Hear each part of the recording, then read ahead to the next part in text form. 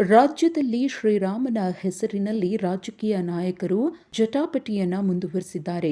ಸಿದ್ದರಾಮಯ್ಯನವರು ನಾವು ಕೂಡ ರಾಮನ ಭಕ್ತರೇ, ಜೈ ಶ್ರೀರಾಮ್ ಅಂತ ಹೇಳಿದ್ರು. ಇದಕ್ಕೆ ಬಿಜೆಪಿ ಟೀಕೆಯನ್ನ ವ್ಯಕ್ತಪಡಿಸಿತ್ತು. ಇದೀಗ ಇದೇ ವಿಚಾರವಾಗಿ ಗೃಹ ಸಚಿವ ಡಾಕ್ಟರ್ ಜಿ ಪರಮೇಶ್ವರ್ ಅವರು ವಿವಾದದ ಹೇಳಿಕೆಯೊಂದನ್ನು ನೀಡಿದ್ದಾರೆ. ಅದೇನಪ್ಪ ಅಂದರೆ, ನಮಗೆ ದಶರಥ ರಾಮ ಬೇಕು, ನಮಗೆ ಮೋದಿ ರಾಮ ಬೇಕಾಗಿಲ್ಲ.